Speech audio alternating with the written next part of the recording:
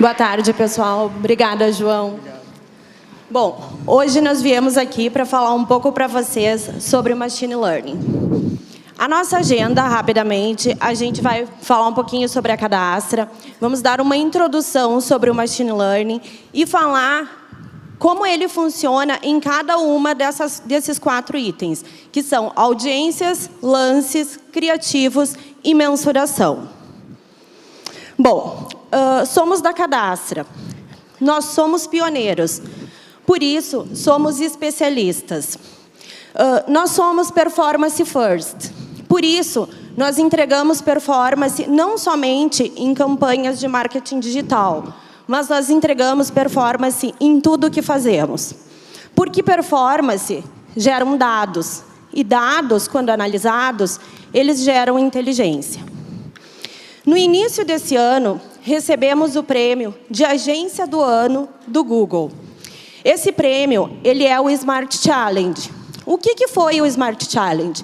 Foi um desafio, no ano de 2018, que o Google lançou para algumas agências, 29 agências, no caso, que concorreram ao desafio, e em torno de 80 anunciantes. E a Cadastra saiu vencedora desse desafio. E é um pouco sobre isso que a gente veio falar hoje, sobre a nossa experiência com Machine Learning, mas não somente em campanhas de Google, mas também em campanhas de Facebook. Hoje, em torno de 80% do tempo dos nossos profissionais, eles são gastos em tarefas manuais e apenas 20% em estratégia. Isso está um pouco errado, né? É assustador. Então, vamos pensar em todas as tarefas manuais que eles fazem, que vocês fazem, que nós fazemos. Criação de campanhas, criação de anúncios, criação de palavra-chave, negativação, criação de listas, remarketing, audiências, relatórios, análises. E é para isso que o Machine Learning veio, para nos ajudar em muitas dessas tarefas. E para liberar um pouco o tempo dos nossos profissionais para pensar mais estrategicamente. E não só a estratégia de campanhas, mas em estratégia de dados também. Obrigada. Você passa aqui. Isso. Bom, para a gente conseguir mudar essa proporção 20%, 80%, a gente precisa contar com o Machine Learning. Mas, afinal, o que é o Machine Learning? O Machine Learning nada mais é do que a consideração de diversos sinais do usuário, que vai desde o dispositivo, dados demográficos, os principais interesses que ele tem na web. Somando isso, a gente tem os KPIs do anunciante, seja ele um CPA, seja ele um ROI. Então, o que o Machine Learning ele vai fazer? Ele vai considerar esses sinais do usuário, atrelado aos KPIs da campanha, e ele vai em busca do usuário mais qualificado para chegar nesse resultado.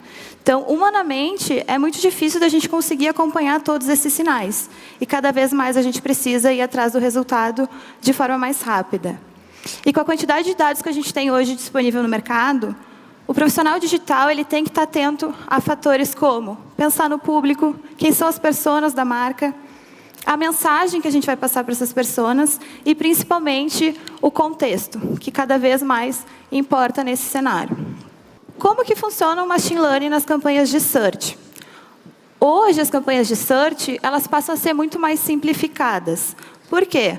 Porque eu não preciso mais quebrar os meus grupos de anúncio em dispositivo, em horário do dia, porque o próprio algoritmo ele já vai estar levando em consideração esses sinais. As palavras-chave, hoje, a gente tem formas de como adicionar isso de forma muito mais rápida, muito mais em massa. E, da mesma forma, a personalização dessa mensagem. Os lances, se a minha campanha ela ainda não tem todo o histórico para o Machine Learning poder atuar, eu posso começar trabalhando ela com lances um pouco com personalização, de forma mais automatizada, mas até ela pegar esse aprendizado, o próprio Google já vai sinalizar na campanha que está pronto para virar essa chave. Da mesma forma, atribuição. Se eu estou levando em consideração diversos sinais, o last click ele não faz tanto mais sentido aqui. A gente precisa olhar para outros modelos de atribuição. No caso, o DDA do Google. Olhando para o contexto do Facebook, a Fabiana já deu uma boa introdução sobre o que o Facebook considera como Machine Learning, mas só retomando aqui. É muito comum o orçamento ele ser a nível de conjunto de anúncio. E também é muito comum haver uma separação desses posicionamentos. Então, eu tenho campanhas que são específicas para Instagram, específicas para o Facebook e para o próprio Messenger. No contexto do Machine Learning aplicado para as campanhas de Facebook, qual que é a indicação aqui? É a gente ter o orçamento a nível de campanha. Por quê? Porque o próprio algoritmo ele vai considerar quais são os conjuntos que estão performando melhor e redistribuir esse orçamento entre esses conjuntos. Então, aqui você já não tem aquele tempo de ficar diariamente fazendo essa redistribuição. Da mesma forma, a questão do posicionamento. O usuário que está no Facebook, muitas vezes ele é o mesmo usuário do Instagram.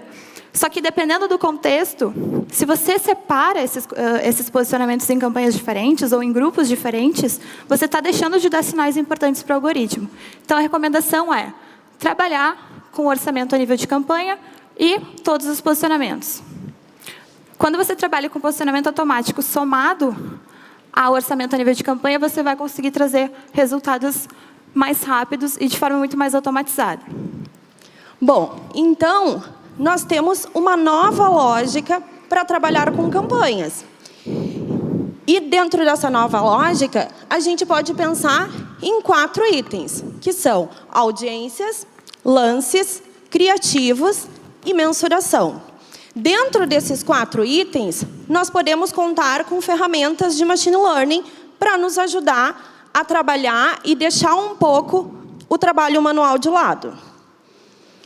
Bom, se a gente for pensar na maturidade digital das nossas empresas, pensem nas empresas que vocês trabalham hoje e vamos analisar em que estágio dessa maturidade elas estão hoje. Vamos pensar que existem as empresas que estão nascendo no mundo digital, as emergentes e as mais conectadas. E pensando nos 4 itens, audiências, lances, criativos e mensuração. Então, aquela empresa que está nascendo, que está começando o marketing digital, ela trabalha ainda com campanhas sem audiências. Os lances, eles ainda são manuais. Os criativos são sem personalização. E ainda a mensuração é baseada em regras.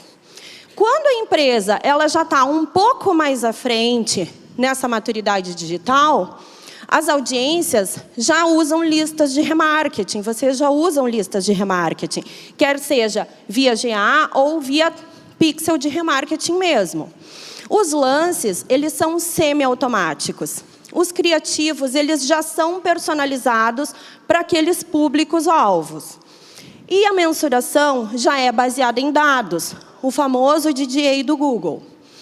Já as empresas que estão na fase mais avançadas são aquelas conectadas, que usam já audiências comportamentais, que os lances são automáticos, que usam criativos responsivos ou dinâmicos e que a mensuração é baseada em dados e canais. Então, hoje, pensem em que fase está a empresa que vocês trabalham e o que é preciso para vocês passarem para o próximo passo. Bom, começando então pelas audiências. Quando a gente pensa em audiências, as audiências que mais têm taxa de conversão maior normalmente são as nossas audiências de abandono de carrinho. Só que quando a gente precisa escalar a campanha, a gente precisa ir além desse abandono de carrinho. Na Cadastra, a gente tem um time que ele é dedicado para pensar em audiências. Então, hoje, quando a gente pensa os dados first party dos nossos clientes, a maior parte dele parte do próprio GA. Então, hoje, dentro do Google Analytics, você consegue criar diversas audiências potenciais. Então, esse time ele fica o tempo todo pensando qual audiência é potencial para esse objetivo de campanha. Então, a gente tem esse time que faz toda essa parte de construção dessas audiências voltado para a mídia.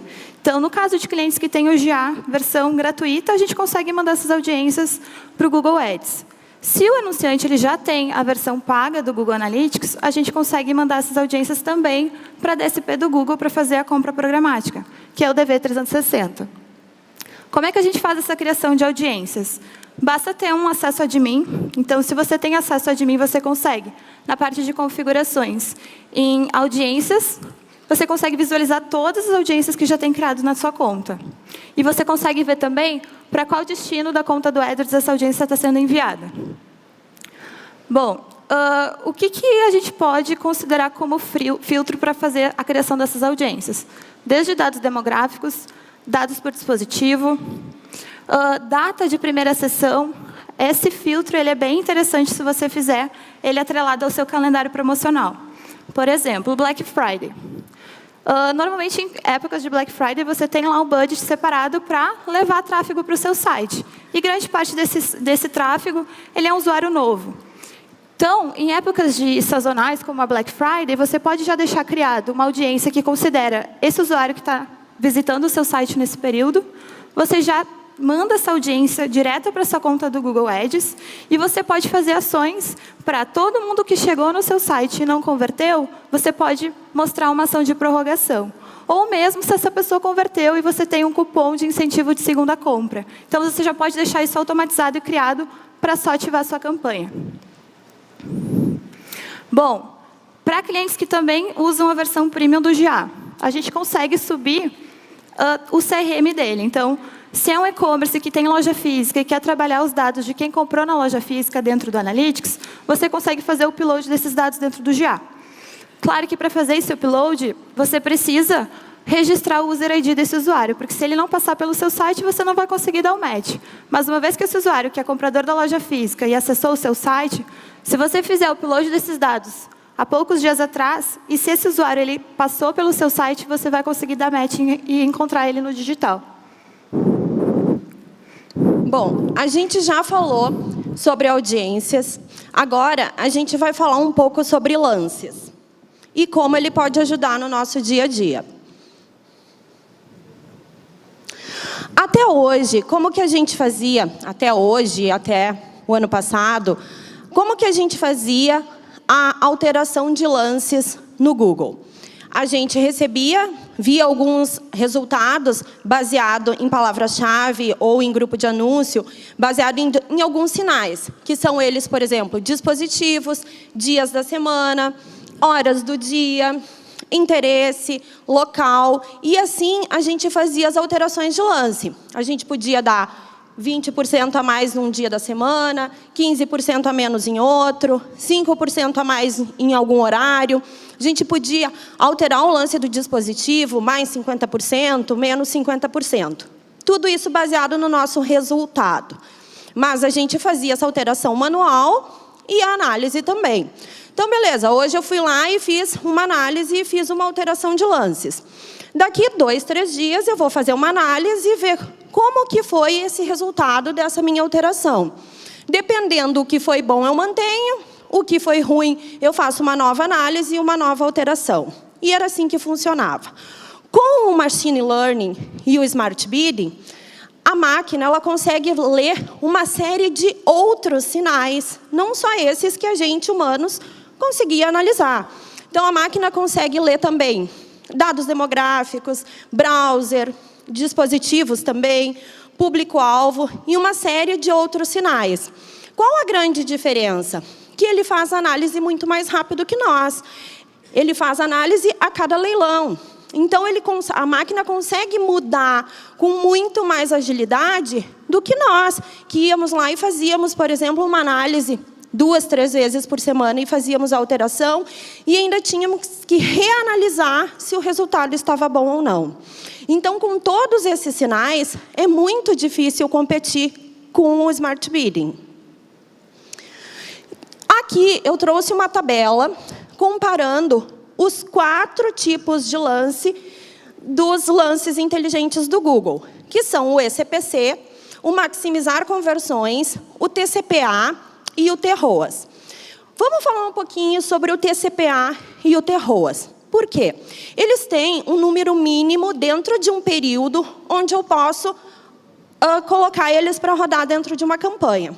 Mas aí vocês vão pensar, o TCPA são 30 conversões em 30 dias, o TROAS são 50 conversões em 30 dias, eu não posso ligar em todas as campanhas. Não, eu não consigo ligar em todas as campanhas. O que fazer, então? Eu posso, primeiro, ou ligar o eCPC, que vai me ajudar a aumentar o número de conversões até eu chegar num momento onde eu posso ligar o TCPA e o TROAS, ou o TROAS, Ou eu posso usar a estratégia de portfólios. O que é a estratégia de portfólios? Eu posso agrupar campanhas. Eu posso escolher campanhas que tenham um desempenho parecido, ou que sejam de categorias parecidas, ou que tenham ticket médios parecidos, agrupar essas campanhas até que elas alcancem esse número mínimo de conversões e ligar o TCPA ao TROAS. Quando essas minhas campanhas começarem a melhorar o resultado, eu posso dividir elas ou não. Falando um pouco, então, do ECPC e do maximizar conversões. Qual é a diferença entre eles? O ECPC, ele vai trabalhar para aumentar o meu número de conversões, mas dentro do meu valor de CPA médio. E ao contrário do maximizar conversões, que vai tentar me trazer o máximo de conversões dentro do meu limite de orçamento. Então, por exemplo, se eu tenho uma campanha que tem um limite de orçamento de R$1.000, e eu sempre gastei entre R$200, R$300, se eu ligar o maximizar conversões, tenho certeza que ele vai atingir esse orçamento. Não necessariamente ele vai ter um CPA médio como ele tinha antes. Provavelmente o CPA vai aumentar, mas ele vai aumentar muito o número de conversões também. Vale também falar sobre os ajustes de lance para essas 3 estratégias. No ECPC, ele não ignora os ajustes de lances, mas não é recomendado. Já para o maximizar conversões e o TROAS, se eu tiver, por exemplo, um ajuste de lance para dispositivo de menos 50%, ele vai ignorar, ele só lê se for menos 100%, que daí ele tira do dispositivo. Já no TCPA, ele não ignora, ele leva em consideração, mas ele não mexe no CPC, ele mexe direto no valor do CPA. Algumas outras melhores práticas sobre Smart Bidding. Em relação ao orçamento. Se vocês conseguirem deixar o orçamento da campanha ilimitado, ótimo. Se não conseguirem, no mínimo 10 vezes maior do que o valor do CPA que vocês configuraram na campanha. Por quê? Porque o Smart Bidding ele precisa trabalhar. E se ele não tiver um orçamento que ele consiga trabalhar, não vai funcionar. E aí vocês vão dizer, não funciona, Machine Learning não funciona. Mas precisa usar das melhores práticas para que vocês tenham sucesso. Impression Share. Não vale a pena usar o Smart Bidding em campanhas que tenham Impression Share maior que 90%. Por exemplo, em campanhas institucionais. Palavra-chave em ampla modificada. Por que a ampla modificada? Se vocês usarem a palavra-chave ampla, ele pode gerar gastos em palavras-chave que vocês não têm interesse. Se vocês usarem a exata, ele vai restringir muito a entrega. E daí também não vai entregar, não vai alcançar o objetivo da campanha. Audiências. Sempre usar audiências. Por quê? Porque a audiência é um dos sinais que o Smart Bidding leva em consideração. Então, usem listas de remarketing, quer sejam as listas que vieram do GA ou as listas da própria tag de remarketing que vocês instalaram no site. Ou as bases de CRM que vocês podem subir na ferramenta. Atribuição. O ideal é que vocês usem uma atribuição não last click. Para quê? Para deixar o Smart Bidding analisar, avaliar o caminho, a jornada do consumidor dentro daquelas campanhas. O ideal é vocês ligarem o DDA dentro do AdWords. Ok, se vocês quiserem analisar depois no GA last click, ótimo, mas liguem o DDA dentro do AdWords. Conversões cross-device, sempre ativa. Por quê? Porque hoje a gente faz buscas no celular, buscas no desktop. Se as conversões cross-device não estiverem ativas, o Google não vai conseguir identificar que vocês começaram a jornada no mobile e terminaram no desktop, ou vice-versa. Ou que no meio dessa jornada, vocês fizeram uma busca em um device diferente. E, por último, usar sempre no mínimo 3 anúncios por grupo, extensões e a rotação otimizada. Com isso, tenham certeza que vocês vão ter uma campanha de sucesso. Bom, falando de outros tipos de campanha que usam Machine Learning junto com Smart Bidding, são as campanhas de Smart Shopping Campaigns. Como que elas funcionam? Elas são campanhas de shopping padrão, que usam remarketing, usam alguns outros sinais, que são sinais do Google, insights do Google, e usam insights dos produtos dos clientes também. Além disso, a gente pode subir também algumas imagens de marketing do cliente e o logo do cliente. Com tudo isso, o Google e o Machine Learning, ele vai trabalhar e vai sempre mostrar o melhor anúncio para o usuário, dependendo da jornada dele dentro da compra, dentro da conversão. Mas ele sempre vai trabalhar para quê? Para que a gente alcance dentro da campanha as melhores conversões. E como que funcionam as campanhas de Smart Shopping Campaigns? Bom, a gente já tem setado, quando vocês abrem uma campanha, o objetivo de maximizar valores de conversão. Então, esse lance vocês têm que usar. Mas vocês não precisam usar só essa estratégia de lance. Vocês podem combinar essa estratégia de lance com um terroas, por exemplo. Porque quem tem campanha de shopping, com certeza avalia ROI, certo? Além disso, né, do Smart Bidding trabalhando ali por trás das campanhas, e o Machine Learning trabalhando também nos anúncios, porque ele usa campanhas de remarketing, usa os produtos, usa o logo e ele usa imagens de marketing. O Google vai usar tudo isso com o aprendizado de máquina, vai procurar o melhor usuário, aquele que tem mais chance de conversar, dentro da rede do Google, dentro da pesquisa, dentro do display, dentro do Gmail ou do próprio YouTube. Então, ele não restringe somente ao search, ele abre para esses 4 tipos, para esses 4 canais. Bom, agora que a gente já falou bastante de lances, a gente vai passar para os criativos. Por quê? Porque os criativos, eles são tão importantes quanto os lances. A gente tem 3 tipos de ferramentas de Machine Learning para criativos. E como que eles funcionam? Hoje, a gente tem ferramentas para display e ferramentas para search.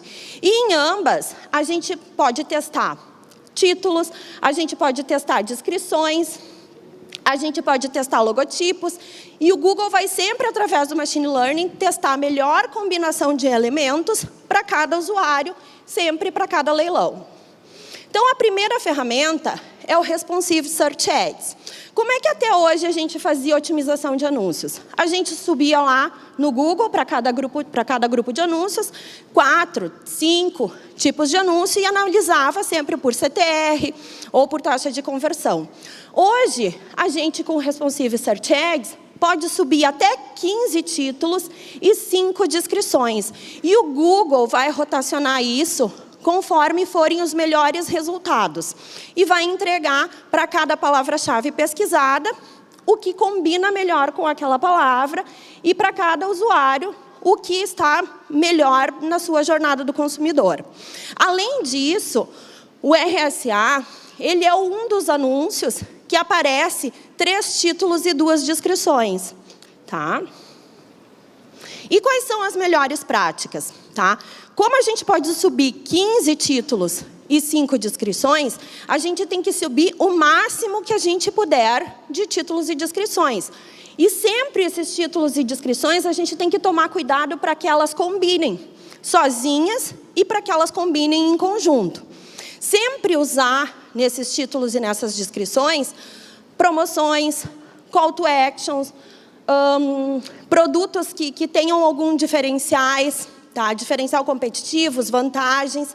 E, além disso, a gente não precisa, para todas as descrições, para todos os títulos, usar todo o espaço. Para alguns títulos, a gente usa todo o espaço, para alguns, a gente põe, por exemplo, a palavra-chave, uma palavra-chave do grupo, para alguns, a gente põe o nome da loja. Por quê? Porque o Google vai trabalhar e ver como se encaixa melhor e vai ver quais são as formas, quais são as descrições que ele vai entregar para os usuários. O segundo tipo de anúncio responsivo é um velho conhecido nosso, porque ele já tem alguns anos de Google, só que cada vez ele está sendo melhor formado, que é o Dynamic Search Ads. O Dynamic Search Ads, ele serve para quê? Para nos ajudar nas nossas campanhas. Por quê? Porque todo dia são feitas milhares de buscas no Google. E dessas milhares de buscas no Google, muitas delas, milhões, elas são novas palavras. E nós não conseguimos inserir tantas palavras assim nos nossos produtos e serviços. E com esse formato, o Google nos ajuda. Por quê? Porque ele vê quais são as palavras que não estão nas nossas campanhas e ele faz anúncios dinâmicos para essas palavras. O Dynamic Search Ads, ele tem 5 formas que a gente pode usar. A primeira são por URLs exatas. Por exemplo, eu tenho uma URL de um produto específico que eu quero fazer campanha. Eu subo a URL e o Google vai sempre mostrar anúncios para essa minha página. Ou feeds de páginas. Eu tenho muitas páginas que eu não tenho campanha.